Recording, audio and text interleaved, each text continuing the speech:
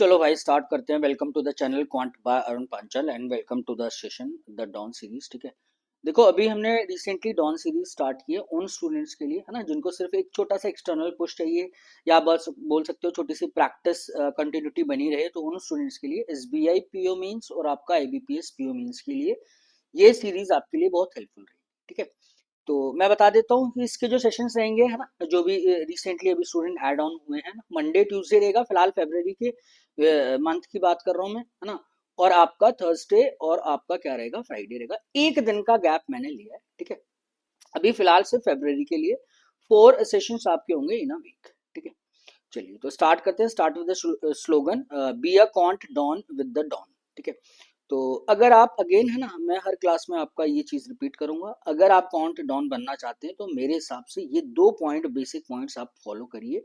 सबसे पहला है कि वीडियो आप अननेसेसरी नहीं देखोगे। अननेसेसरी देखने का मतलब है कि यार जब आपको पता है ना कि आपको एक कॉन्सेप्ट आपने पढ़ रखा है ना, बार बार पढ़ रखा है, अच्छी खासी कमांड है आपकी उसके पास, और उसमें भी अगर प्रैक्टिस सेशन चल रहा है ना, सिर्फ आपको क्वेश्चन चाहिए, तो वीडियो को स्किप मारो ना। सिंपल है, पीडीएफ है भाई, पहले आप उससे सॉल्व करो। अगर कहीं पे स्टक होते हो आप, कुछ ऐसी कुछ अगर आपको जरूरत पड़ती है तभी जाके आप उस वीडियो को देखिएगा। ठीक है, सेकंड चीज, discipline is the most most most important thing, या कंटिन्यूटी आप इसको बोल सकते हो। 30 मिनट आपको वीक में, है ना, I mean per day 30 minute, एक या दो सेट अपनी कन्वीनियंसी से फिलहाल फरवरी के लिए आप इसको फॉलो करें, है ना। उसके बाद आप अपनी फ्रिक्वेंसी बढ़ाएं। फिलहाल अभी फरवरी के लिए एक दो सेट, है ना, कंफर्टेबल है। मान लो जिन सेट्स में आपको ज्यादा काम नहीं करना है ना, तो जैसे क्वाड्रेटिक हो गया, खैर ज्यादा काम करना होता है उसमें, बट क्या है कि ज्यादा बहुत ज्यादा कॉन्सेप्चुअल चीजें नहीं होती, तो उससे रिलेटेड है तो आप 2-3 सेटअप, मतलब एक दो सेटअप एक्स्ट्रा कर सकते हो, यानी 2 की जगह 3 सेट कर लो, है ना। तो वो आप इतने स्मार्ट हो कि अपने हिसाब से आप मैनेज कर लीजिएगा। Daily 30 minute, 5 to 6 days in a week, only for the February. बाद में आप इसकी फ्रिक्वेंसी को आप इंक्रीज कर सकते हो। ठीक है, चलिए तो don series, don the don 2026 के नाम से आपकी प्लेलिस्ट आपकी मैंने अलग से बना दी है। ठीक है, उसमें ये फायदा है कि आपके क्या है, जो भी सेशंस रहेंगे वो आपके सीक्वेंस से आपके वहां पे आपको मिल जाएंगे। ठीक है मेरे भाई, चलिए तो एक छोटा सा एक्स्ट्रा एड ऑन किया था मैंने, है ना, मैं थोड़ा सा आपको बता देता हूँ जल्दी जल्दी कि don series 2026 YouTube open batch है। ओपन बैच का मतलब है कि हर स्टूडेंट्स के लिए विजिबल है, ऐसा कोई मेंबर्स ओनली, है ना, या कुछ इस टाइप का ऐप नहीं है जहाँ पे मतलब ऐसा नहीं है कि अगर आप पे करोगे तभी आपको ये वीडियो मिलेगी। वीडियो तो आपको हमेशा मिलती रहेगी, सारे स्टूडेंट्स देख सकते हैं। ठीक है, बट अगर आपको लगता है कि आपके प्रिपरेशन में ये एड ऑन्स हो रहे हैं तो प्लीज आप ₹99 आप पे कर सकते हो। ठीक है, यूपीआई आईडी है आपकी, है ना, जो कमेंट के नीचे, है ना, मैं आपको बता देता हूँ। कमेंट के नीचे आपका सॉरी वीडियो के नीचे 3 कमेंट आपके होते हैं। पहला आपका हमेशा पीडीएफ, मैं आपकी यूट्यूब की जो भी वीडियो उसके नीचे मैं आपका ऐड ऑन कर देता हूँ। सेकंड, जो आपके टेलीग्राम लिंक्स और टेलीग्राम ग्रुप से वो आपके ऐड ऑन होते हैं। और थर्ड आपका यूपीआई आईडी होता है। ठीक है, तो आप अपनी पेज से अपनी कन्वीनियंस से, it's a one time payment, अगर आपको लगता है कि पे करना चाहिए तो आप प्लीज ना इस वाले बॉक्स में आप उसको पार्टिसिपेट कीजिए ज्यादा से ज्यादा। ठीक है, तो आप इस वाले क्यूआर कोड से भी भाई 99 पे कर सकते हो। अगर आप इससे करना नहीं चाहते हो तो ये आपकी यूपीआई आईडी है, आप इससे पे कर सकते हो। ठीक है, और टेलीग्राम्स के लिए ये रहा आपका क्यूआर कोड, है ना, आप चाहो तो यहाँ से ज्वाइन कर सकते हो, अदरवाइज यूट्यूब के नीचे, है ना, वीडियो के नीचे जो भी कमेंट है आप वहाँ पे एक बार देख लीजिए। सेकंड कमेंट हमेशा आपके लिंक्स वहीं पर होते हैं। चैनल का नाम है quant by Arun Panchal, telegram channel का। ग्रुप का नाम भी आपका क्यूपी है ना। ग्रुप में जो भी रिलेटेड इन्फॉर्मेशन होती है सेशन से रिलेटेड या और भी कुछ रिलेटेड इन्फॉर्मेशन है जो आपके लिए इंपॉर्टेंट है, अगर मुझे लगता है कि वो आपके साथ शेयर करनी चाहिए तो मैं ग्रुप में उसको शेयर कर देता हूँ, और पीडीएफ भी आपकी वहां पे आपकी शेयर कर देता हूँ। ठीक है मेरे भाई, चलो तो आज के सेशन के बारे में बात कर लेते हैं ना। थोड़ा सा एक रफली मैंने प्लान किया है 3-3 सेट्स का। ठीक है, देखो पहला सेट आपका क्या है, प्रॉफिट एंड लॉस का। आप इसे काउंट करोगे मॉडरेट। मॉडरेट मतलब कहने का मतलब कि conceptually it is not a difficult set. ठीक है, टाइम लेंदी है ना, जल्दी होगा वो एक सेकेंडरी चीज है ना, but conceptually it's not a difficult set. But कुछ क्वेश्चंस ना इसके अंदर ऐसे हैं कि हो सकता है कि जिस मेथड से आप उसको कर रहे हो, शायद उससे भी कोई एक छोटा सा कोई, है ना, रेशियो की कुछ एक कनेक्टिविटी बन रही है जिससे आपको थोड़ा सा टाइम सेव हो जाए। बस इतना ही है, इसमें आपको सिर्फ सॉल्यूशंस इसके देखने कि अगर मैं, है ना, मैं एक डिफरेंट मेथड से कर रहा हूँ, या कोई ऐसी चीज है जो आप उस समय उसको अटेम्प्ट करते हुए आपने स्किप किया, या उस कॉन्सेप्ट पे आपका ध्यान नहीं गया, बस वही चीज आपको देखनी है। तो इसके थोड़े से मैथड्स है ना, वो एक दो क्वेश्चंस में आपको यहाँ पर चेक करने हैं, otherwise it's a moderate set, है ना। और ऐसे ही आपके क्वेश्चंस मिलेंगे, 90% क्वेश्चंस ऐसे ही आपके पीओ मीन्स में मिलते ही मिलते हैं। ठीक है, सेकंड बोल सकते हैं it's a value optimisation set, है ना, पाई चार्ट का है, कुछ कंडीशंस आपको दिए अगेन, है ना। देखो IBPS PO SBI PO mains है, तो हर क्वेश्चन में कुछ ना कुछ नंबर से रिलेटेड, है ना, थोड़ा बहुत ना एंटर मैं कराऊंगा ही कराऊंगा, ठीक है। थर्ड आप उसको बोल सकते हो इजी, है ना, इजी तब जब आप टाइम स्लॉट में नहीं कर रहे हो, अगेन बार बार सेम चीज रिपीट करता हूँ, मॉडरेट बन जाता है इजी सेट भी अगर आप उसको टाइम लिमिट में कर रहे हो। ये आपका एकदम परफेक्ट सेट है। परफेक्ट सेट का मतलब है, देखो 2-3 लाइन का एक छोटा सा केसलेट है, इसमें आपकी इक्वेशन सॉल्विंग है ना, तो हर क्वेश्चन में रैंडम रैंडम डाटा वो आपको देगा, तो हर बार इक्वेशंस आपको सॉल्व करनी पड़ेगी, रेशियोज का यूज है, परसेंटेज का यूज आपको करना पड़ेगा, ठीक है मेरे भाई। तो अगेन, है ना, हर बार मैं रिपीट करूंगा, आगे भी बोलूंगा कि आपको सॉल्यूशन नहीं देखना है, आप पहले उसको खुद से ट्राई करो, first try it on your on first, है ना। If you find any kind of difficulty, है ना, ऐसा नहीं कि एक अटेम्प्ट करो फिर सॉल्यूशन देखने लग जाओ, भाई पेन पेंसिल तसल्ली से, भी कोई इतनी जल्दी भी नहीं है ना, कम से कम 2 अटेम्प्ट आप उसको दो, और मुझे नहीं लगता कि 2 अटेम्प्ट के बाद आपको समस्या आएगी, आप उसको आराम से कर लोगे। फिर भी अगर देखो कई बार क्या होता है, चीजें दिमाग में नहीं आती है, फिर भी अगर 2 अटेम्प्ट के बाद नहीं होता है, तब जाके मेरे भाई आई विल सजेस्ट यू, आप उसको वीडियो को आप उसको देखिए, ठीक है। चलो तो एक और सीरीज मैंने ना जल्दी से बता देता हूँ, क्या कि एक तो कॉन्सेप्ट बिल्ड सीरीज होगी हमारी, जो स्क्रैच से हम लोग स्टार्ट करेंगे, है ना, और आपका मॉडरेट लेवल यानी कॉन्सेप्ट क्लैरिटी आपकी इसको लेके हो जाए, ठीक है। सेकंड जो आएगी आपकी the rise series. The rise series का मतलब क्या है कि आपके ना जो S B I PO means और S B I B P S PO means को छोड़ के जो भी आपके एग्जाम्स होते हैं, आरबीआई असिस्टेंट हो गया, एसबीआई क्लर्क हो गया, आरआरबी क्लर्क हो गया, आरआरबी पी हो गया, है ना, एसबीआई हो गया, ये सारे, है ना, क्लर्क लेवल का सीरीज जो मेंस का होगा। इसकी फ्रीक्वेंसी अभी मैंने डिसाइड नहीं की है, क्या रहेगी क्या नहीं रहेगी, वो तो एग्जाम पे डिपेंड करता है ना, जो जैसा एग्जाम नियरेस्ट होगा मेंस का, है ना। सिर्फ हम मेंस की क्लर्क की धीरे धीरे बहुत कम फ्रीक्वेंसी के साथ इनिशियल स्टेज पे इसको स्टार्ट कर देंगे, ठीक है। चलिए तो start with the first question, first set. आप एक बार भाई इसका स्क्रीनशॉट ले लेना। देखो इस सेट में ना डाटा जो आपका दिया हुआ है वो आपका बिल्कुल स्ट्रेट डाटा दिया है, इसमें ज्यादा काम करना नहीं है आपको, बट क्वेश्चंस में कम काम करना है। The following chart shows the percentage of discount offered by 2 shopkeepers A and be on 4 articles P Q are and S while selling them. 4 article है ना, शॉपकीपर ए ने, अगर मैं बात करूं, पी पे 20% का डिस्काउंट दिया है, बी ने उस पर 40% का डिस्काउंट आपको दिया है, और कोई जानकारी नहीं है। ये मत सोचना कि एक आर्टिकल है उसका कॉस्ट प्राइस दोनों के लिए सेम होगा, हो सकता है बी ने किसी और शॉपकीपर से खरीदा, रिटेलर उससे खरीदा, होलसेलर से, ए ने किसी और से खरीदा, ऐसी कोई भी जानकारी नहीं है, सिर्फ और सिर्फ आपको डिस्काउंट परसेंटेजेस आपको यहाँ पर दिए हुए, ठीक है मेरे भाई। चलो तो स्टार्ट करते हैं। और आर्टिकल एस, सबसे पहले भाई आर्टिकल एस का डाटा लिख लो कि आर्टिकल एस का परसेंटेज है 15% और 35%, ठीक है। तो 15% ये ध्यान रखना, और 35% आप ये ध्यान रखना कि ए ने इसको डिस्काउंट दिया है और बी ने शॉपकीपर आर्टिकल एस को 35% का डिस्काउंट दिया। MRP set by A is 4800 less than that of B. ठीक है जी, and the profit percentage earned by A is 27.5%. Average selling price of A and B together is 5160 and the cost price for shopkeeper B is 50% more than that of shopkeeper A. Find the sum of the profit earned by shopkeeper A and B. अब आप देखो मुझे जानकारी discount percentages की भी है, समझना है ना, परसेंटेजेस में तो दिया हुआ डाटा, ए का प्रॉफिट परसेंटेज भी दिया हुआ है, ठीक है, और इनके कॉस्ट प्राइस का 50% या एक रेशियो भी दिया हुआ है, परसेंटेज के बीच में इनका कनेक्शन भी दिया हुआ है। अब आप देखो नंबर्स आपको क्या क्या दिए हुए हैं, भाई नंबर्स तो ये दिए हुए हैं कि दोनों का, है ना, एक तो क्या है कि सेलिंग प्राइस का कंबाइंड मुझे पता है, और दोनों का मार्क्ड प्राइस के नंबर्स का डिफरेंस भी आपको दिया हुआ है, समझ रहे हो। तो अगर मैं बोलूं कि एक्स मैंने मान लिया एमआरपी, है ना, ये आपका एमआरपी है जो ए ने सेट किया होगा, वो 4800 कम है, तो मैं बोल सकता हूँ बी के लिए जो एमआरपी रहा होगा दिस इज एक्स प्लस 4800 रहा होगा, इसमें तो कोई दिक्कत नहीं। अब मैंने ये क्यों किया, क्योंकि मुझे पता है एक तो एमआरपी से कनेक्टेड मुझे नंबर दिए हुए हैं, और मुझे ये एग्जैक्ट नंबर दिया हुआ है किसका, आपका उसका सेलिंग प्राइस का आपको दिया हुआ है। अब देखो यहाँ पर 15% डिस्काउंट है, अगर मैंने एमआरपी पे 15% डिस्काउंट इसका मारा तो यहाँ पर 85% ऑफ एक्स दिखा, है ना। एमआरपी पे कैलकुलेट करते हैं हम डिस्काउंट, और ये 35% है, तो इसका 65% अगर मैं कैलकुलेट करूंगा एक्स प्लस 4800 का, तो ये मुझे क्या देगा, यानी ये भी मेरे पास सेलिंग प्राइस आ गया, ये भी मेरे पास सेलिंग प्राइस आ गया, this this is the selling price for A and this is the selling price for B. अगर मैं दोनों को ऐड कर देता हूँ तो मेरे पास सेलिंग प्राइस आ जाएगा इनका कंबाइंड 5160, इसका डबल आपको करना पड़ेगा, क्यों, क्योंकि इसने एवरेज आपको दिया हुआ है, ठीक है। तो बहुत नॉर्मल कैलकुलेशन है भाई। 85% ऑफ एक्स, इसको मल्टीप्लाई करूंगा 65% ऑफ एक्स, तो 8 से 14 और 15 यानी 150% ऑफ एक्स तो हो गया यहाँ पर, है ना। This is 150% of x plus, अब आप देखो यहाँ पर 65% आपको निकालना है ना, 65% ऑफ 4800। भैया पहले 50% निकाल लो ना, 50% कितना होता है 2400, फिर इसका 10% कितना हुआ 480, और भाई 48 का 15% तो सीधा 720 होता है ना। जैसे मर्जी आप कैलकुलेट कर सकते हो। 2400 प्लस 720 अगर मैं करता हूँ तो 3120 निकल कर आएगा। This is 3120। और ये 5000 का डबल किया तो 10,000, 160 का डबल किया तो 320, यानी 10,320 ये मेरे पास आ जाएगा। जैसे मर्जी कर लो, इसे परसेंटेज में कन्वर्ट करो या रेशियो में कर लो, आपकी चॉइस है। 3/2 ऑफ एक्स, ये किसके इक्वल आ जाएगा भाई, 10,320 में से मुझे कितना घटाना है, 3,120 घटाना है। ठीक है भैया, इसमें से 7 चला गया, 320 में से 120, जिसे 7200।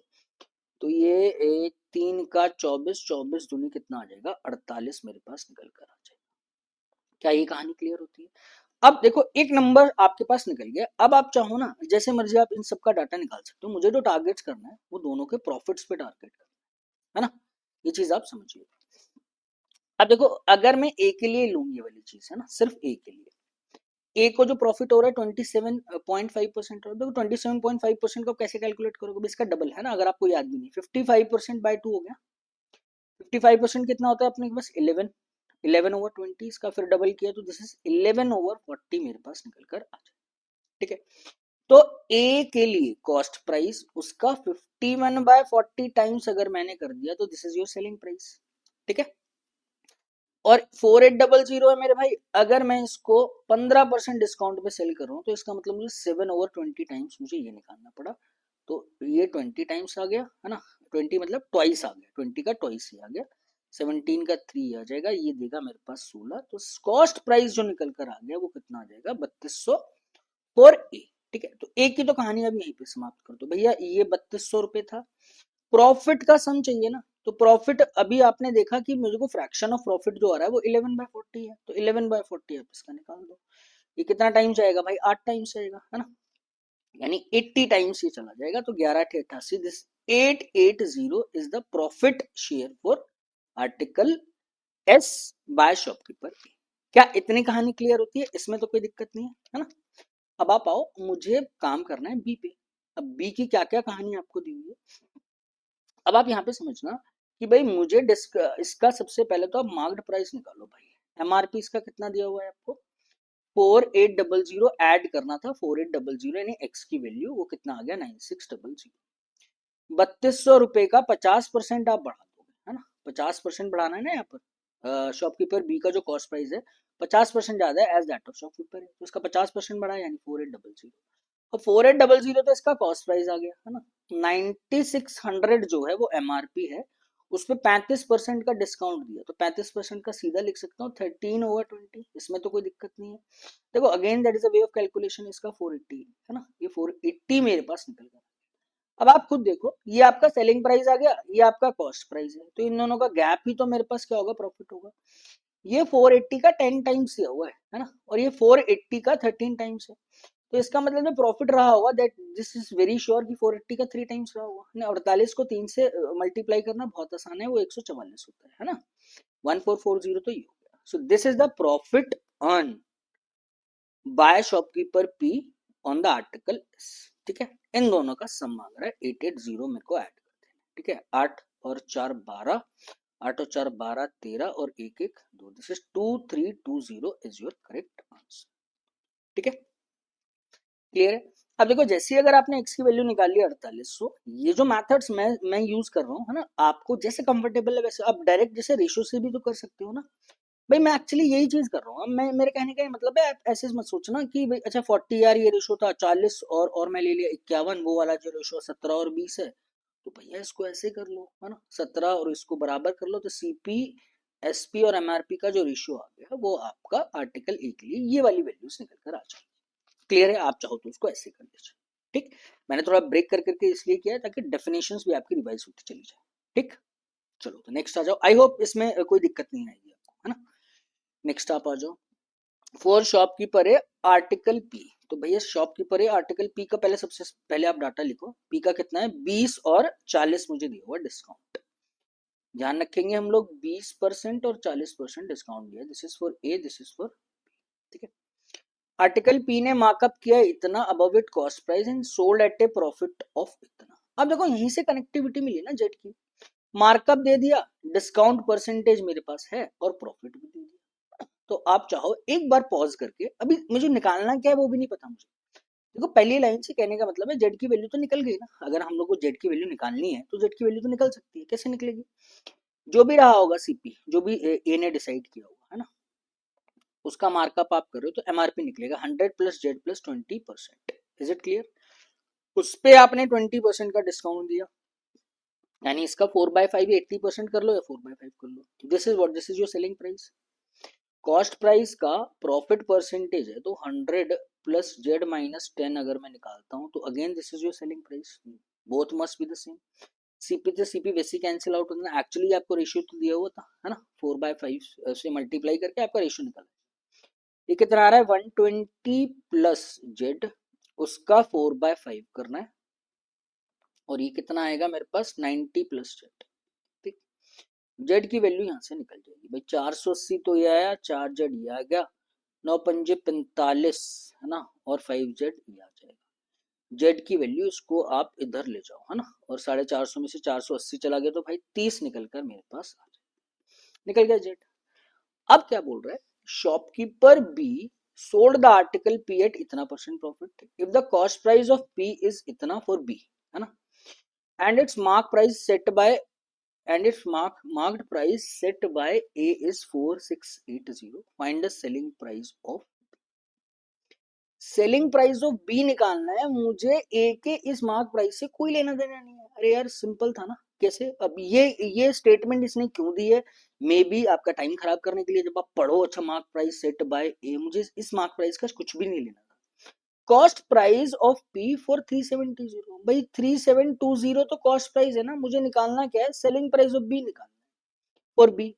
तो अगर बी ने इसका कॉस्ट प्राइस 3720 सेट किया हुआ है, उसको 60% प्रॉफिट पे वो बेच रहा है ना, ट्वाइस ऑफ 60, ट्वाइस ऑफ 30, यानी 60% इस पे आपका प्रॉफिट है ना। तो आप जैसे मर्जी कैलकुलेट करो, 372 को 6 से मल्टीप्लाई करो तो 60% निकाल लो बस। 6 दूनी 12, 6 सत्ते 42, 43 और 6 थी 18 और 4 22, है ना। 3720 तो 100% हो गए, प्रॉफिट 2232 ये हो गया, है ना।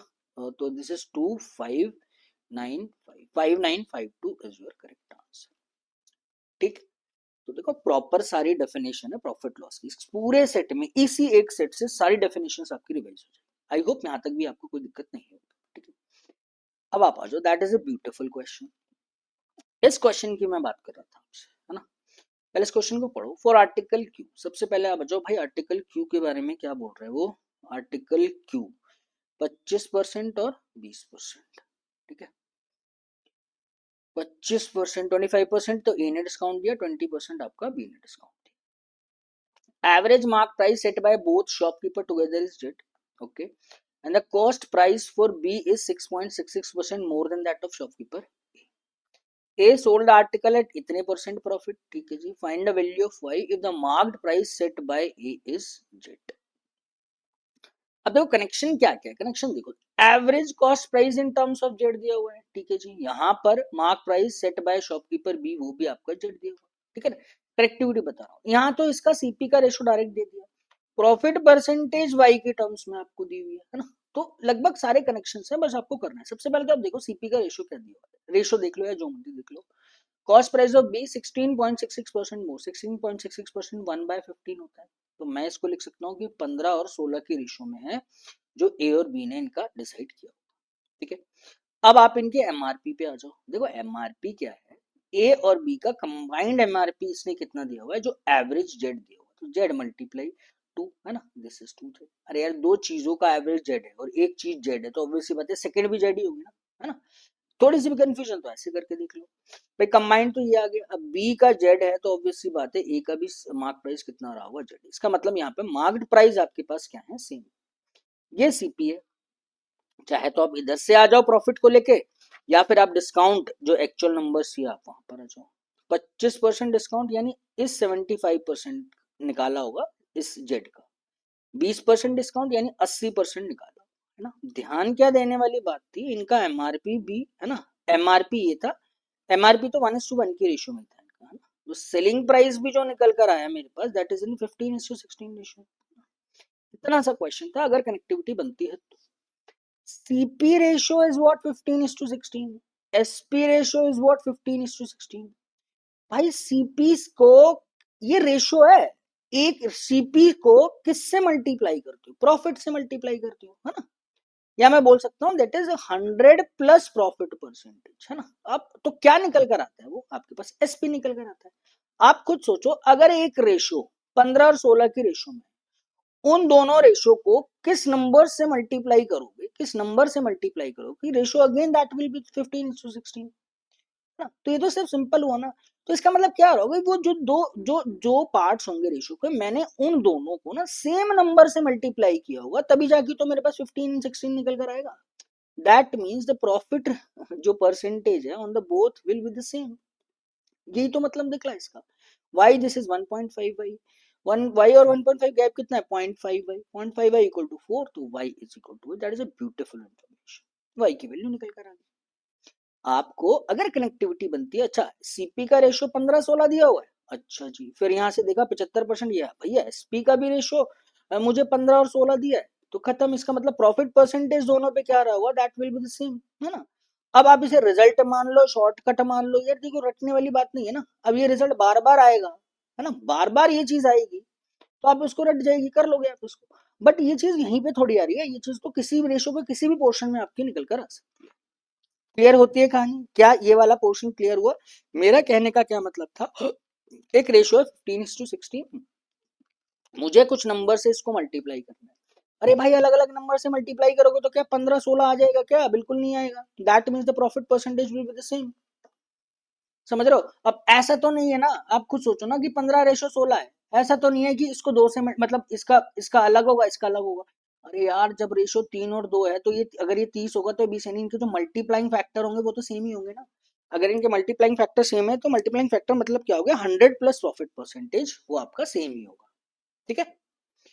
अगर आपको ऐसे नहीं कनेक्टिविटी होती है, तो तब भी इसमें कोई कोई मतलब बहुत ज्यादा डिफिकल्ट वाले पोर्शंस नहीं है, आप उसको आराम से कर सकते हो ना। सीपी लिया, 15 और 16 का रेशियो था ना, ये तो मैंने किया। और जो सेलिंग प्राइस है ना, वहां तक तो हम लोग पहुंच गए थे ना भाई। एमआरपी जो था वो जेड जेड दिया हुआ था, वट एवर। तो 1:1 रेशियो ले लो, या 75% ऑफ जेड, और ये कितना था, 80% ऑफ जेड। तो ये मेरे पास निकल कर आया, या मैं इसका बोल सकता था कैंसिल आउट रेशियो मैंने किया 15:16। अब आप देखना भाई, सीपी जो ए ने डिसाइड किया, उसका उस पे प्रॉफिट कितना है, y+4 ना। तो मैं यही तो कर रहा हूँ भाई, 100 प्लस y+4 अगर परसेंटेज में निकाल देता हूँ तो ये सेलिंग प्राइस देगा। ऐसे ही आप मतलब फॉर शॉपकीपर बी के लिए देखो कितना आएगा, दिस इज 100 प्लस 1.5, ऐसे तो निकालते हैं। और ये जो निकल कर आया सेलिंग प्राइस का रेशियो, तो निकल कर आया 15 और 16, है ना। तो ये पोर्शन कैंसिल आउट होना था, है ना, ratio will be the same. 100 plus y+4 is equal to 100 plus 1.5, that means ये 100 तो 100 कैंसिल आउट हो जाए, है ना। ये मतलब था इसका। तो इसलिए ये जनरेट हुआ कि y+4 equal to 1.5y, 0.5y equal to 4, y equal to 8 is your correct answer. Clear. तो आई होप अब आपको क्लियर हो गया होगा। ठीक है मेरे भाई, चलो तो next, moving to the next question, I hope, है ना। अब ये आर्टिकल, एक सेकंड रुकना।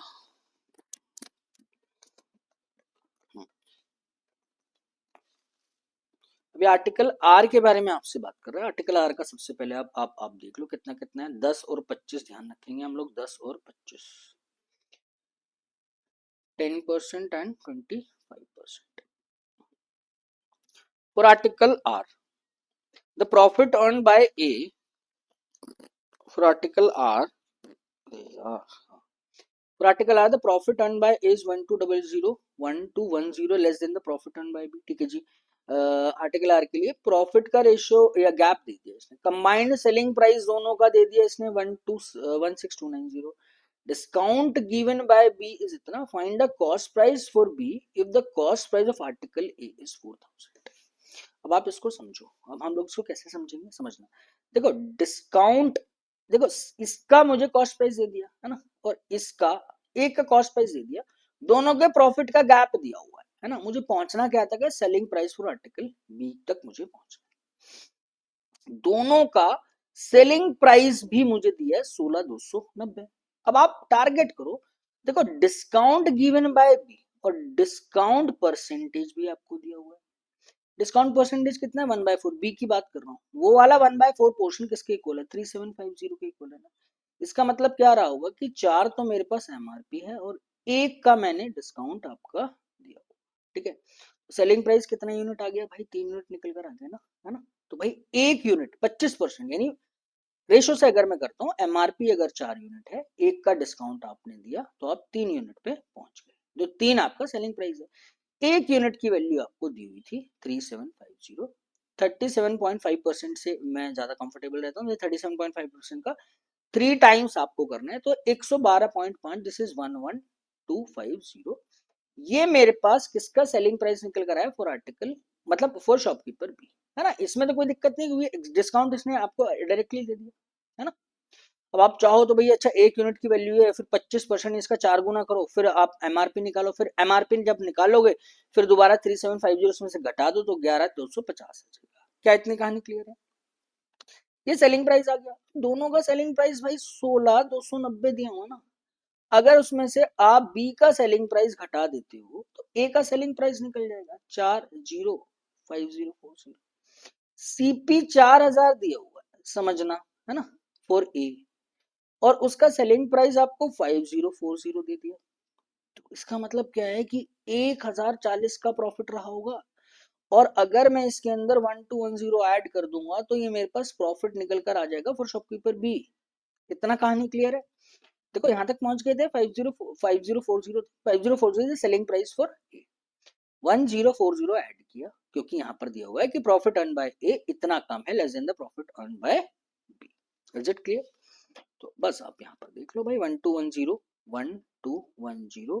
1040, अगर मैं इसमें ऐड कर देता हूँ 4 1 5 2250, ये क्या निकल कर आया 2250 is the profit earned bye shopkeeper be on given article, जो भी आपका अर्न। अब निकालना क्या है, कॉस्ट प्राइस। भाई साहब सेलिंग प्राइस आपको 11,250 रुपए दिया हुआ है, जिसमें से 2250 रुपए प्रॉफिट आप माइनस कर दोगे तो ये आपका कॉस्ट प्राइस निकल कर चला जाए। ठीक है भाई, 00 यानी 250 11 में से दोगे 9000 is your correct answer. Clear, 9000 is, that means none of this is your correct answer. Clear है, आई होप, है ना। मैं समझता हूँ सेट डुएबल है पूरा, है ना। बट क्या है कि आप नंबर्स कैसे, कितनी जल्दी जल्दी इस सेट को जल्दी जल्दी आप कितनी जल्दी कर रहे हो वो मैटर करता है ना। चलो तो लास्ट क्वेश्चन है इस सेट का लेके आपको, for shopkeeper B article P. Shopkeeper B के लिए बात हो रही है और आर्टिकल पी, फिर आप आर्टिकल पी के सारा लिख लो आप, यानी 20 और 40 आपको दिया हुआ, ठीक है, 20 और 40 आपको, ठीक है, ए और B. B secured a loss of Z% and he gives a discount of इतना। अब देखो डिस्काउंट दिया हुआ है तो सारी चीजें निकल जाएगी ना, आई मीन एमआरपी तक तो पहुंच सकते हो और आप सेलिंग प्राइस पे भी बोल सकते हो। He marked up the article by 14% above it cost price, find the value of Z।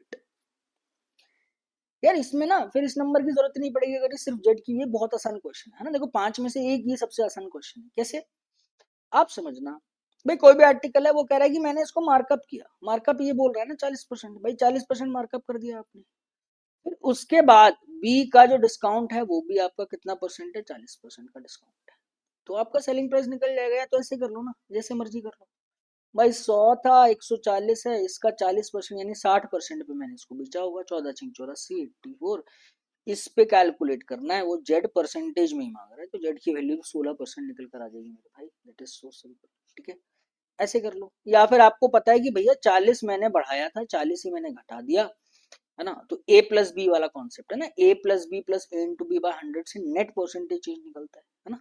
इतना क्लियर है ना, सक्सेसिव भी तो हुआ यार ये। सीपी का इंक्रीमेंट किया 40%, फिर जो वैल्यू आई फिर उसको 40% आप डिक्रीज करो, तो ओवरऑल निकाल दो मैं, ओवरऑल जो जो परसेंटेज चेंज रहा होगा तो वही तो आपका प्रॉफिट या लॉस होगा।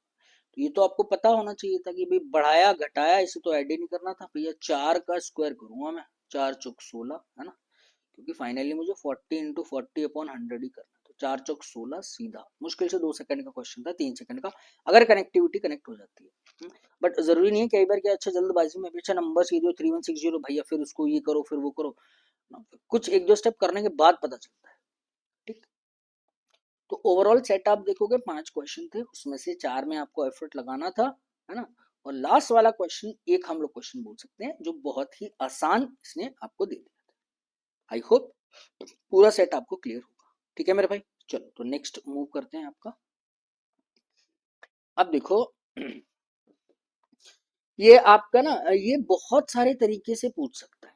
ठीक है, ये आपने क्वेश्चन देखा होगा, जैसे एटीएम से पैसे निकालने फ्रीक्वेंसी हो रही है, नंबर ऑफ नोट्स जो होते हैं ना, नंबर ऑफ नोट्स भी अगर मैं आपको दे देता हूँ तो वो भी that is the same thing, है ना। और एक ये होता है कि बहुत सारी फैकल्टी है, क्वांट है, एलआरडीए फैकल्टी है, या कोई एक दूसरे सेक्शन की फैकल्टी है, वो 3-4 इंस्टीट्यूट्स में पढ़ा रही हैं या 4-5 टॉपिक पढ़ा रही हैं, तो एक टॉपिक का जो एक लेक्चर की लेंथ है 20 मिनट है, 50 मिनट है, तो कितने लेक्चर लिए होंगे उसने क्वांट में या मॉडर्न मैथ्स में या एलआरडीआई में या वीआरसी में।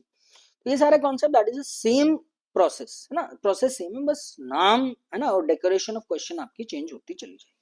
ठीक, अब आप समझो इस क्वेश्चन में ना काम ज्यादा करना है, डिफिकल्ट क्वेश्चन तो है यार, डिफिकल्ट मतलब डिफिकल्ट का कहने का मतलब मेरा पता क्या होता है कि टाइम स्लॉट में नहीं है, मैं के हिसाब से थोड़ा सा डिफिकल्ट, अदरवाइज आप देखोगे it's tricky rather than difficult, इसे आप ट्रिकी सेट बोल सकते हो।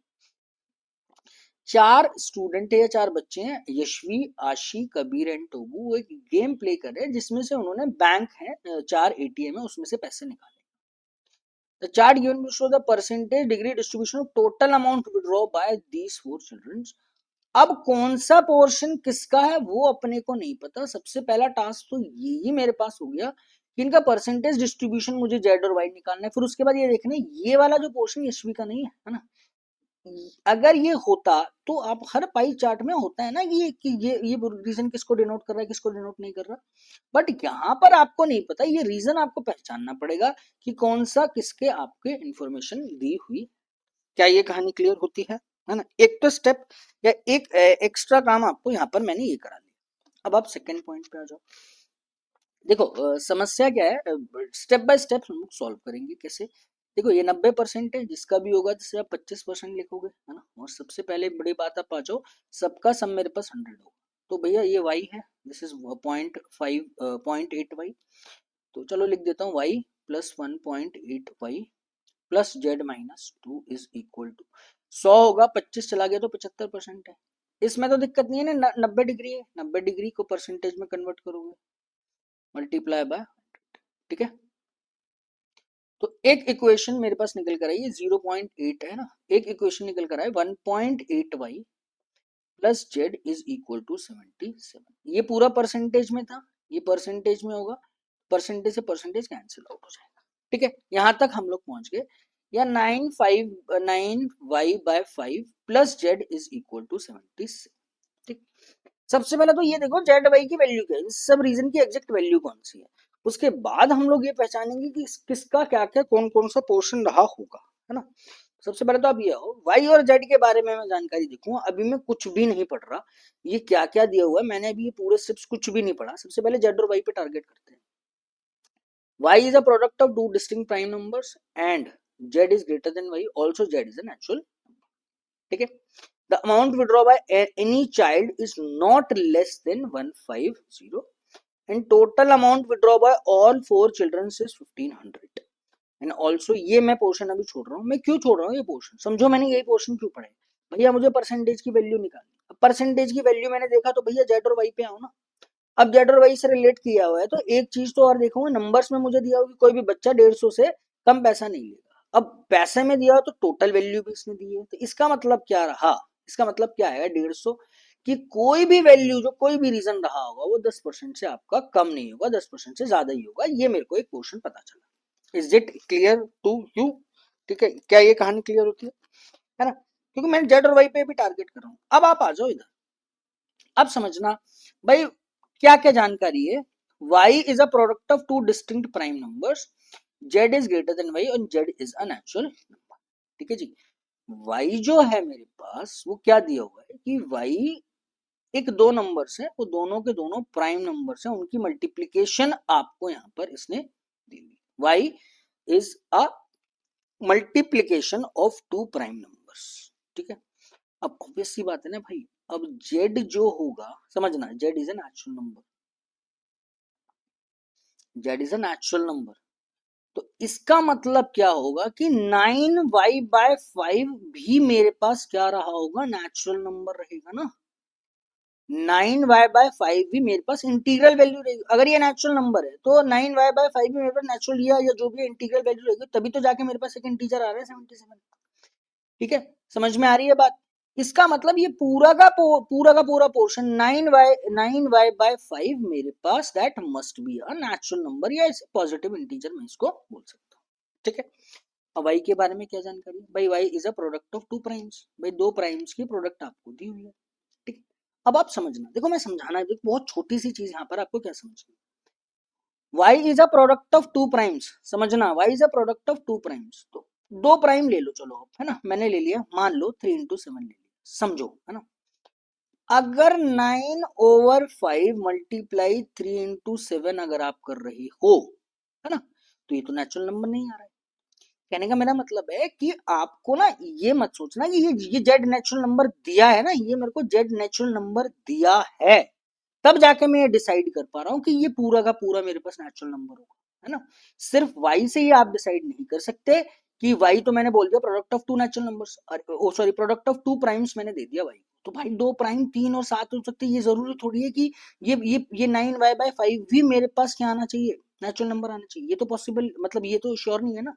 तो श्योरिटी कहां से मिली कि जब मुझे ये बोला कि z is a natural number, तो इसका मतलब 9y/5 ये पूरा का पूरा पोर्शन भी मेरे पास नेचुरल नंबर आएगा।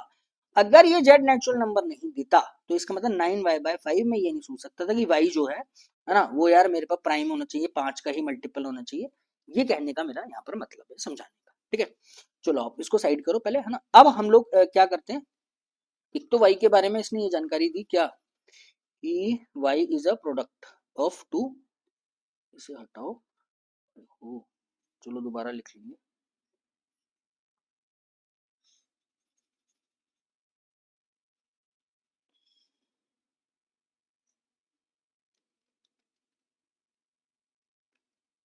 ये था 9y/5 और माइनस, सॉरी माइनस नहीं, this is plus, that is a natural number. ठीक है, 9y/5, y जो है y is a product of to.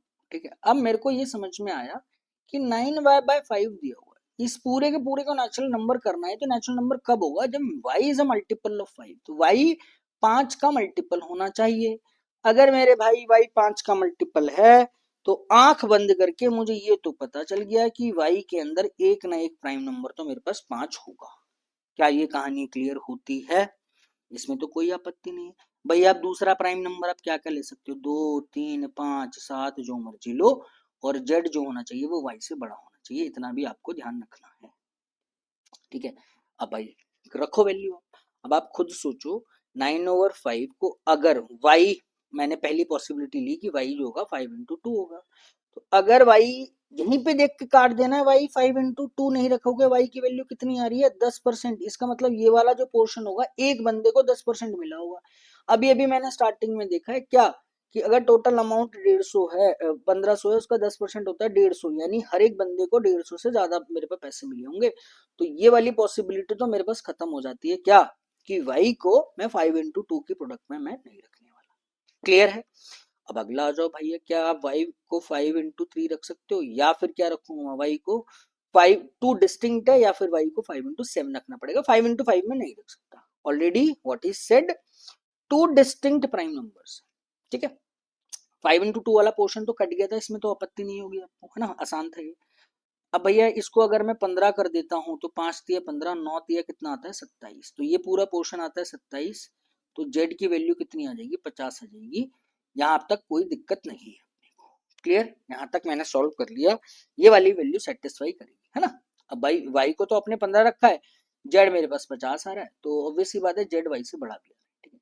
अगली पॉसिबिलिटी देखो, देख के पता चल रहा होगा, अगर 5 इंटू 7 35 रखते हो तो 9/5 का 35 अगर आप करोगे, 5 सत्ते 35, 9 सत्ते कितना हो जाएगा मेरे पास 63।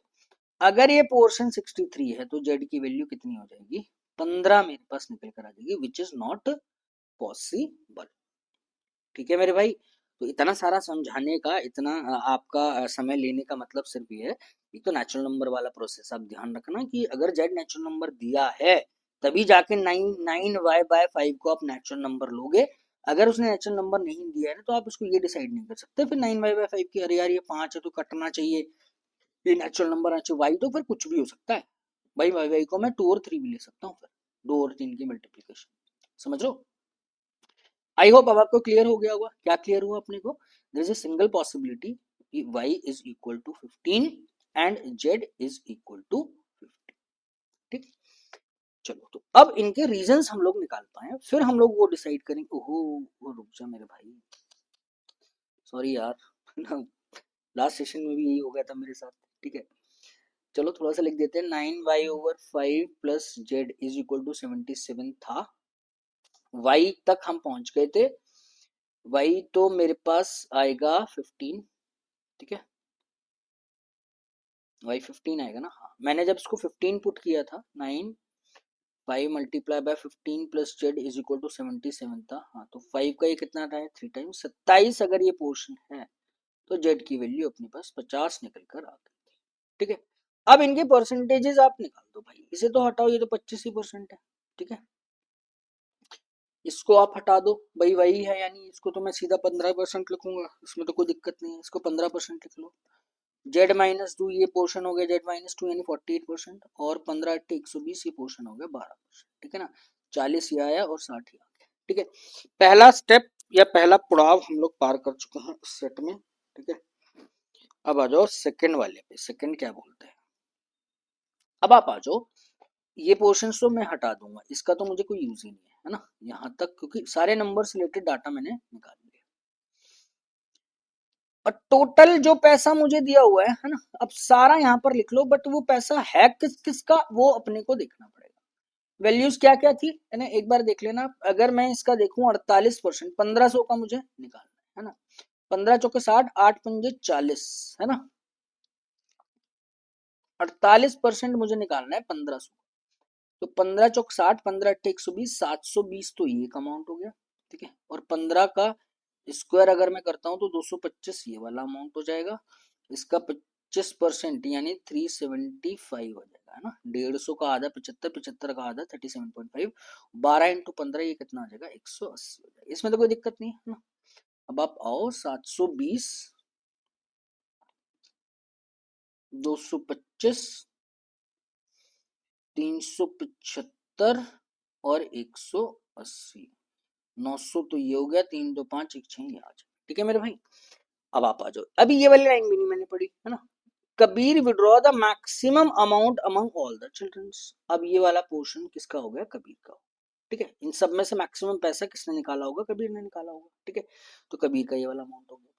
अब देखना, while the amount withdraw by टोबू, है ना। अब देखो ये 720 जो हो गया कबीर का, यानी ये 3 पोर्शन बचे, 3% बचे, तो 720 को तो आप हटा दो। द अमाउंट विड्रॉ बाय टोबू इज मोर देन यशवी, है ना, तो टोबू का जो अमाउंट रहा होगा वो यशवी से ज्यादा रहा होगा, ठीक है। नेक्स्ट आ जाओ, Yashvi is not the child who withdraw the least amount. अब देखो टोबू का यशवी से तो ज्यादा है, अब यशवी है ना, और मेरे पास क्या बची, आशी बची, 4 ही फ्रेंड थे, है ना। आशी थी, क्या थी, यशवी, आशी, कबीर, टोबू। अब मेरे पास बची आशी। भाई यशवी का लास्ट नहीं होगा तो यशवी का, ऑब्वियस सी बात है कि यशवी का जब लास्ट नहीं होगा तो यशवी का आशीष से तो ज्यादा ही ज्यादा होगा ना, और टोबू का ऑलरेडी मुझे यशवी से ज्यादा दिया हुआ है, दैट मींस ये सीक्वेंस रहा होगा। तो सेकंड वाला जो सबसे लीस्ट वाला रहा होगा वो मेरे पास आशी का रहा होगा, ठीक है। उससे ज्यादा वाला जो पोर्शन रहा होगा वो यशवी का, उससे ज्यादा वाला जो पोर्शन रहा होगा वो आपका टोबू का रहा होगा, ठीक है। यहाँ तक कहानी क्लियर होती है, ठीक है। तो देखो इतना आपको काम यहाँ पर करना था इस पूरे सेट में, कि कौन सा अमाउंट किस किस का है, ये एक छोटा सा एक्स्ट्रा एड ऑन इस सेट में और किया गया था, ठीक है। अब आप आ जाओ, इस वाली लाइन का क्या मतलब है, each ATM has a maximum withdrawal limit per transaction as follows, है ना। एटीएम पी से 9 रुपए, 18 रुपए, 12 रुपए और 15 रुपए। अब इसका समझने का क्या मतलब है, कि भैया मान लो भाई इसने जो पैसा निकाला होगा, कबीर ने 720 रुपये निकाला होगा, जैसे एटीएम पी पे आप पास गए, आपने एक बार एटीएम डाला एक ट्रांजेक्शन, यानी आप 9 रुपए निकाल सकते हो। मान लो मैंने टोटल 180 रुपये निकालने हैं और सिर्फ एटीएम पी से ही निकाले, तो 9 यानी कितनी बार ट्रांजेक्शन मैंने मारी होगी, 20 बार मेरे को ट्रांजेक्शन करनी पड़ी होगी, क्योंकि एक ट्रांजेक्शन में मैं मैक्सिमम 9 ही रुपए निकाल सकता हूँ एटीएम पी से। ऐसे ही मैक्सिमम ट्रांजेक्शन एटीएम क्यू की आपको 18 दी हुई है, आर की 12 रुपए दी हुई है, और एटीएम एस की जो आपको दी है 15 रुपए दी हुई है। ये अमाउंट आपको इतना कम इसलिए दिया हुआ है क्योंकि मेरे भाई यहाँ पर बच्चे खेल रहे हैं, एक गेम खेल रहे हैं यहाँ पर, ठीक है। तो एक नकली बैंक है जहां से 9 9 रुपए 12 12 15 15 रुपए एक ट्रांजेक्शन से वो निकालते हैं, ठीक है। तो चलो, अब सीन आपको क्लियर हो गया होगा, है ना, इसमें कोई आपत्ति नहीं रही होगी, क्योंकि अपने को अब देखो अमाउंट भी पता चल गए, और एक जो मतलब दिया होता है सेट का पूरा, वो क्या मतलब पता चला कि एक बार में कितना कितना पैसा किस किस का निकल रहा है, कितनी ट्रांजेक्शन मारी होगी, क्या क्या। अभी ये पूरी जानकारी नहीं है मुझे कि किसने कौन सा एटीएम यूज किया, उन चारों में से ही कुछ ना कुछ एटीएम को यूज करते हैं, ठीक है, और कुछ मैं इसमें निकाल नहीं सकता। अपना जो मेन इंपॉर्टेंट पार्ट है वो बार बार इससे रिलेट करेगा, और कौन से एटीएम से पैसा निकाला है वो आपको दिखना पड़ेगा, ठीक है। चलिए, तो मैं सजेस्ट करूंगा इसका स्क्रीनशॉट ले लेना भाई, कौन सा पैसा किस किस का है, ठीक। चलो नेक्स्ट आओ, अब आप आ जाओ क्वेश्चन। इफ आशी, भैया आशी पे ही आओ सबसे पहले। आशी आशी आशी 180 रुपए और 9 18 12 15, ठीक है।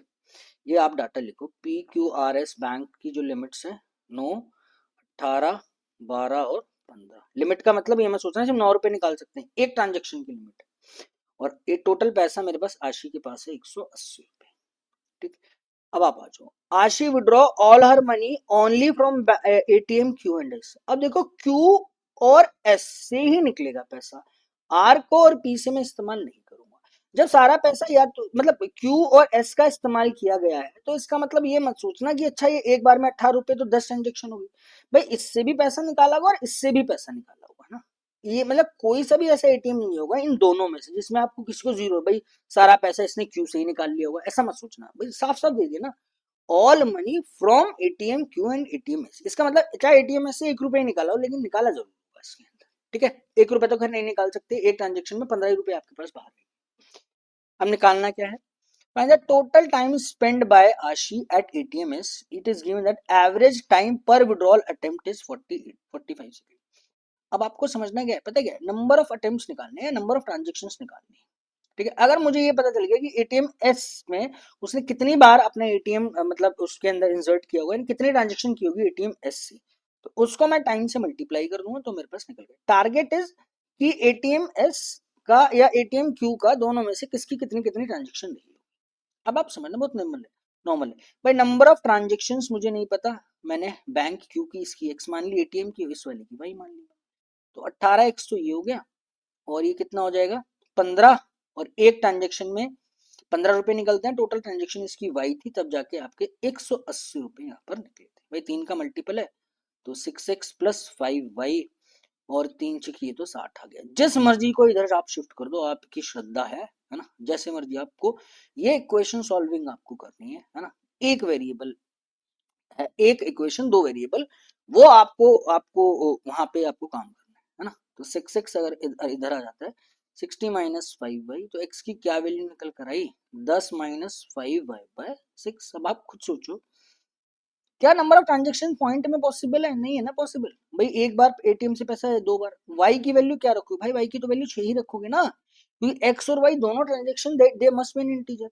अगर आपने y को 6 रख दिया है तो ऑब्वियस सी बात है x की वैल्यू 5 निकल कर आ जाएगी। अगर आपने y को क्या रखा, 6 की जगह 12 रखा, 6 का ही मल्टीपल होगा, तो भैया 5 दूनी 10, x की वैल्यू कितनी आ जाएगी 0, विच इज नॉट पॉसिबल। क्यों पॉसिबल नहीं है, already in the question he said कि all money from ATM Q and ATM S, दोनों में से इसने पैसा निकाला। There is only single possibility y, यानी 6 ट्रांजेक्शन इसने की होगी, किस में से, एटीएम एस में से इसने 6 ट्रांजेक्शन की होगी, ठीक है। 6 ट्रांजेक्शन है, एक ट्रांजेक्शन के लिए 45 सेकेंड एवरेज उसको लगता है। 45 दूनी 90, 9 3 27, 270 is your correct. Beautiful question, ठीक है। आई होप अब आपको क्लियर हो गया। देखो लेंदी क्वेश्चन नहीं है, डिफिकल्ट क्वेश्चन नहीं है, थोड़े से ट्रिकी है। यहाँ तक अगर आप पहुंच रहे हो इसका इसका वैल्यूज आपने निकाल दी, उसके बाद किसका अमाउंट किस किस को कितना कितना रहा होगा वो निकाल दिया, तो क्वेश्चन बस बार बार छोटे छोटे वैल्यू ऑप्टिमाइजेशन आपको करना पड़ेगा। ठीक है, चलो आई होप ये आपको क्लियर हो गया होगा। अब आओ नेक्स्ट क्वेश्चन पे। अब आ जाओ भाई साहब कबीर। कबीर भाई साहब ने कितना पैसा निकाला है, 720 और 9, 18, 12 और 15, पी क्यू आर और एस और 720 रुपये आपके पास। Kabir uses all 4 ATMs for his withdrawal. अब आप ध्यान रखना, कोई भी किसी भी बैंक के ट्रांजेक्शन जीरो नहीं कर सकते, इसने चारों एटीएम आपके यूज किए हुए हैं, है ना। अब क्या क्या जानकारी है वो आप देखोगे। He makes 0.4 Z withdrawals attempts at ATMP। भाई ATMP की तो इसने कहानी क्लियर कर दी। कितने अटेम्प्ट रहे होंगे, 0.4 Z, 0.4 times of Z। Z की वैल्यू कितनी थी, Z की वैल्यू 50 निकाली थी हमने, है ना। तो 40% ऑफ 50, 5 चौक 20, यानी 20 अटेम्प्ट रहे होंगे। भैया एक अटेम्प्ट में वो निकालता है 9 रुपए, तो 20 अटेम्प्ट में 9 दिन 18, 180 रुपए तो इसने यहाँ से निकाल दिया। And the amount withdraw from ATM P is equal to ATM S. ATM P से 180 रुपए, यहाँ पर भी इसके 180 रुपए रहे होंगे, तो 15 रुपए एक एक ट्रांजेक्शन से निकलते हैं, तो कितनी ट्रांजेक्शन मारी होगी इसने भैया, 15 का दाम 15 दूनी 30, यानी 12 ट्रांजेक्शन इसने यहाँ पर मारी होगी। अब फिर मेरे पास बच गया क्यू और आर। अब देखो 180 रुपए तो यहाँ से निकाल लिए, 180 रुपए यहाँ से निकाल लिए, बचे कितने मेरे पास, 720 रुपए। तो यानी क्यू और एस से जो इसने निकाले होंगे वो 360 रुपए निकाले होंगे। इतनी तो कहानी क्लियर होती है। अब क्या बोल रहा है, the number of attempts at ATM Q is less than that of ATM S. ATM Q के जो अटेम्प्ट्स हैं, है ना, वो 12 से less than that of ATM S, 12 से आपके पास कम होने चाहिए, इतना आपको ध्यान रखना है। Find the minimum possible number of attempts made by Kabir at ATM। Minimum and maximum value आपको निकालनी। Again that is a case of, ना, आपको फिर वैल्यू ऑप्टिमाइजेशन करना पड़ेगा, पूरे सेट में वैल्यू ऑप्टिमाइजेशन। अब आप समझो भाई, क्यू का एक ट्रांजेक्शन का पैसा मुझे नहीं पता, एक्स है मेरे भाई, और आर का जब मैं लेता हूँ, इसका मैंने भाई मान लिया वाई। मैंने पिछले क्वेश्चन में 18 और 12 लिया था, 18 15 लिया था। अच्छा क्यू और एस था वो, ठीक है, इसमें गड़बड़, मुझे लगा कोई गड़बड़ तो नहीं कर। 18x प्लस 12 वही, ये आ गया आपके पास 360, 6 के मल्टीपल है, 6 थी 18, 6 दूनी 12, और ये 6 का 60। ये एक इक्वेशन मेरे पास निकल कर आ गई। अगेन चॉइस आपकी है, जैसे मर्जी आप इसको कर सकते हो। अगर 3x को लिखता हूं मैं 60 माइनस 2y, तो x की वैल्यू जो निकल गई 20 माइनस 2y/3 मेरे पास। ठीक है, अब मुझे क्या करना है समझना, minimum possible number of attempts made by Kabir at ATM R. Minimum से minimum possible number of attempts, यानी वाई को मिनिमम मुझे करना पड़ेगा। और एक बात ध्यान रखना, एक्स की जो वैल्यू है वो 12 से बड़ी है, सॉरी एक्स की जो वैल्यू है ना, एक्स की जो वैल्यू है वो उसने दिया हुआ है कि एटीएम क्यू वाला एटीएम एस के अटेम्प्ट से कम आपको होगा, यानी एक्स की जो वैल्यू है वो 12 से कम होनी चाहिए।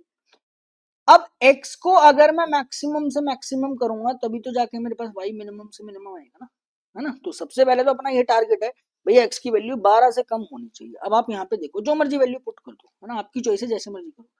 y को मैंने अगर 3 रखता हूँ, है ना, तो x की वैल्यू कितनी आएगी, 18 आएगी, है ना।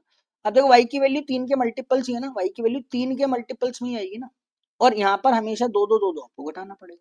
तो आंख बंद करके अगर भाई इसको 6 रखूंगा, है ना, तो भैया फिर ये 2 का सेकंड मल्टीपल बन जाएगा, 2 दूनी 4, यानी 16 आ जाएगा। x को तो 12 से कम करना है, 3 6 अगली फिर 9 आप आ जाओ, तो इसको कितना रखना पड़ेगा आपको, 18 16 14, 3 इसमें से बढ़ रहे हैं, 2 इसमें से घटा रहे हो।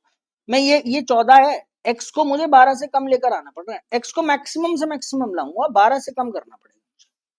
अगला आप आ जाओ भैया, 3 6 9, फिर इसको 12 करूंगा तो ये मेरे पास 12 आ जाएगा। अगर मैंने इसको 15 कर दिया, y की वैल्यू 15, तब जाके मेरे पास एक पॉसिबल वैल्यू आई, x की वैल्यू 10। अब आप समझो, x की मैक्सिमम से मैक्सिमम वैल्यू 10 है, तो y की मिनिमम से मिनिमम वैल्यू कितनी होगी, 15 होगी। भाई अगर आप इसको 8 रखोगे तो ये 18 हो जाएगा ना, यानी x को डिक्रीज करोगे तो y और बढ़ता चला जाएगा। दैट मीन्स इतना आपको काम करना था कि वो वैल्यू x की चूज करनी थी जो 12 से कम हो, और 12 से कम और r को मुझे मैक्सिमाइज से मैक्सिमाइज करना है, तो भाई इसकी मिनिमम से मिनिमम वैल्यू रखनी है कि x की 12 से मिनिमम वैल्यू कौन सी थी, है ना। तो भैया इतना भी करने की जरूरत नहीं थी ना। x की वैल्यू 12 से कम है तो आपको खुद सोचना था, क्या सोचना था, ये 3x+2y है, समझ रहे हो। अगर ये नंबर तो मेरे पास हमेशा इवन ही इवन होगा ना, this is very sure this number must be an even number, समझो, समझने वाली बात है। ये वाला नंबर तो इवन ही रहेगा। अगर ये इवन है तो that must be an even number, that must be an even number. Even plus even तभी तो इवन है। अगर ये इवन है तो इसको भी इवन होना पड़ेगा। इसको इवन होने के लिए x की वैल्यू इवन होगी। तो x 12 से कम है तो सीधा x को 10 रख देना भाई। इसमें ये झंझट ही करने की जरूरत नहीं थी। ये तो समझने वाली चीज है, समझ रहे हो। सीधा सीधा आपको ये करना था, x is less then 12, x less than 12, x की वैल्यू या तो 10 हो सकती है, 11 हो सकती है, क्या क्या हो सकती है। 11 तो होगी नहीं, पता चल गया भैया 11 या 33 रखूंगा तो ऐसे कर लो, या तो सीधा पता चल रहा है ये पोर्शन अगर इवन है तो that must be even number. Even के लिए ऑड को हमेशा इवन से जब मैं मल्टीप्लाई करता हूँ तब इवन नंबर देता है। x must be even. Even 12 से कम कौन सा है, सबसे पहला 10, यानी मैक्सिमम वैल्यू x की ये होगी। तो x को मैक्सिमम रखूंगा तब जाके तो y मेरे पास क्या आएगा, मिनिमम से मिनिमम आएगा। तो y की मिनिमम वैल्यू कितनी आएगी, 15। ब्यूटीफुल कॉन्सेप्ट, ठीक है भाई। यही तो नंबर सिस्टम है। और क्या कोई नंबर सिस्टम में कोई अलग से क्वेश्चन थोड़ी बनता है। That is a simple clubbing club of number system with any of the topic, है ना। आपका इक्वेशंस और नंबर सीरीज में ज्यादा दे देता है, डाटा सफिशिएंसी में सीधा प्योर आपका नंबर्स नॉलेज दे देगा, डीआई में तो आपको मिलता ही मिलता है ना। ठीक, तो मैंने तो डेफिनेशन यूज किया यार, इवन की और ऑड की आप खुद देख लो। एक सिंपल सी इक्वेशन है जिसे मुझे पता है कि नेचुरल नंबर्स मुझे यूज करना है, और मैंने क्या यूज किया, ठीक है। चलो तो मेरे भाई नेक्स्ट आ जाओ, नेक्स्ट क्या बोल रहा है। अब आ रही है बात यशु की, यशवी की बात आ गई है। यशवी का सबसे पहले आप वो पैसा देखो कितना है यशवी का, 225 रुपए है यशवी के पास, ठीक है। तो यार एक मिनट यार, ये माइक का पंगा रहता है जैकेट में। चलो पी क्यू आर एस पे आप आओ, पी क्यू आर और एस, ठीक है। 9, 18, 12 और 15। Yashvi withdraw money from all ATM except R. भैया अब आर को हम लोग यूज नहीं करेंगे, पैसा पी क्यू और एस से निकला था। टोटल पैसा यशवी के पास है 225 रुपया।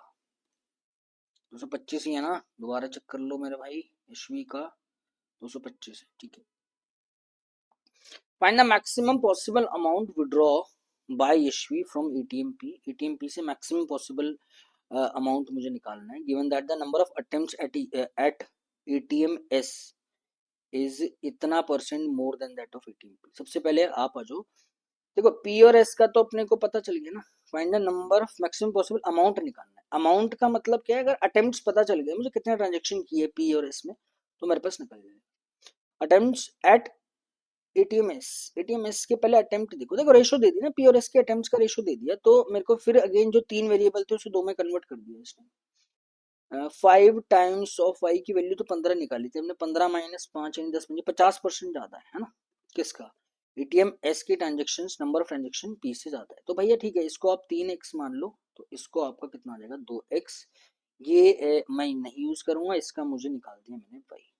सबसे पहले 225 रुपए के बराबर करो इसको, 9 दूनी 18, 15 तिये 45, 18x तो ये आ गया और 45x ये आ गया, 18 15 63, या तो अभी काट लो या बाद में काट लेना। 63x तो ये आ गया प्लस 18y जो 225 रुपए के बराबर है। तो 9 की ही ये आपके पास मल्टीपल होंगे, 9 दूनी 18, 9 सत्ते 63 और 9 दूनी 18, 9 दूनी 18, 9 पंजे 45, ठीक है मेरे भाई। ये इक्वेशन है मिनिमम मैक्सिमम। यार बहुत छोटे छोटे नंबर से कुछ नहीं है। अब देखो अगेन, ये तो हमेशा इवन नंबर रहेगा। अब ये ओवरऑल नंबर क्या है, ऑड है। इस वाले पोर्शन को क्या रहना पड़ेगा, that must be an odd number. Odd number है तो 7 के मल्टीपल्स आप देख लो क्या क्या पॉसिबल आएगा, या तो 7 आएगा या 21 आएगा, इससे ज्यादा तो नहीं आ सकता। इससे ज्यादा आएगा या तो 7 आएगा या 21 आएगा, 14 तो मैं रखूंगा नहीं, ठीक है। अगर मेरे पास ये 7 आएगा तो भाई 18 आएगा। अगर टोटल वैल्यू मतलब इसको इसको इसको 9 रखना पड़ेगा, यानी x को आप 1 रखोगे, है ना। x को 1 रखा, y की वैल्यू 9 आ जाएगी। 21 रखता हूँ, है ना, तो x को आपको एक्चुअली में 3 रखना पड़ा और y को आपको कितना रखना पड़ा, 2 रखना पड़ा। अब मांग कह रहा है मैक्सिमम मिनिमम, ये दो वैल्यू पॉसिबल है। Find the maximum possible amount withdraw bye issue from ATM P. ATM P से मैक्सिमम निकालना है, तो पी वाले ने x को मैक्सिमम करना था, तो मैक्सिमम वैल्यू यहाँ पर x की 3 है, समझ रहे हो। x की जो मैक्सिमम वैल्यू निकल कर आई वो आपके पास 3 निकल कर आ जाएगी। तो